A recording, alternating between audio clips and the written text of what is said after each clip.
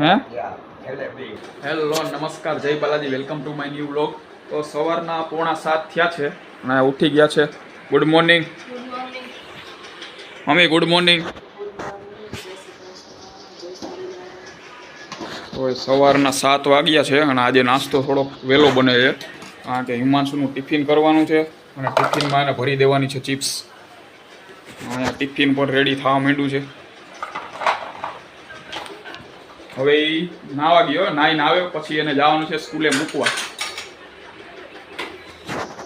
ચાલો ભાઈ, હિમાંશુ ઉઠી ગયો. મમ્મી એને માથું બાથું ઓરાવીને ચાંદલો બાંડલો કરીને તૈયાર કરે સ્કૂલે જવા માટે. આ જોઈને હું કે મને મારા સ્કૂલના દી યાદ આવી ગયા. Good morning. Good morning. હાલો જવાનું થઈ ગયો તૈયાર? હા. નાસ્તો વાસ્તો નથી કરવાનો?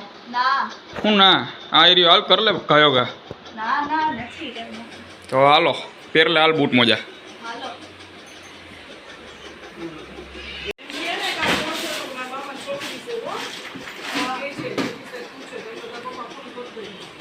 હાલો ભાઈ, શું કે નાસ્તાનો ડબરો ભરે બેગમાં.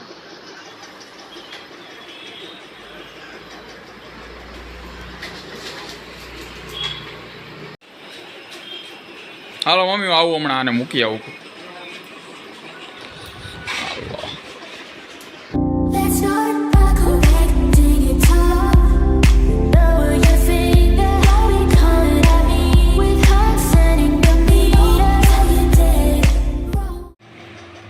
અને મૂકીને આવી ગયા છીએ સ્કૂલેથી ઘરે. અને નાસ્તામાં છે વેફર, કેળાની વેફર, આપણી ગાંઠિયા અને ફ્રાઈમ્સ. આ તો બધું બીજા માટે. અને આવી ચા. મારા માટે તો ખાલી વેફર જ છે કારણ કે મારે છે શનિવાર. હવે નાસ્તો કરવા બેસી ગયા. દાદા ઉઠી ગયા. દાદા જય સ્વામિનારાયણ. શું કે કરી લીધો નાસ્તો? હે એવું અમારે નહોતું એવું કઈ.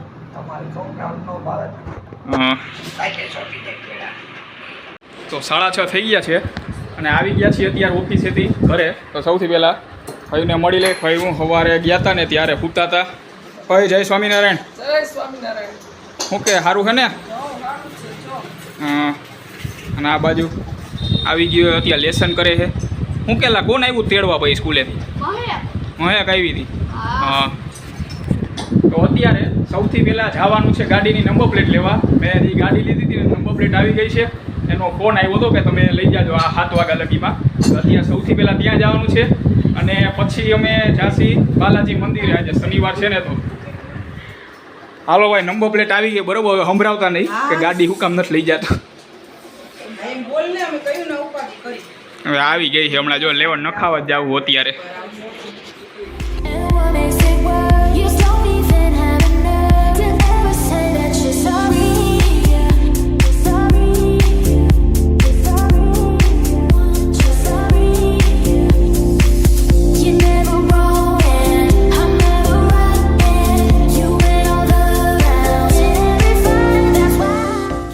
મંદિરેથી આવીને હવે જમવા બેસી ગયા છીએ. જમવામાં છે ચા અને થેપલા અને સાથે શાક, મુરબો.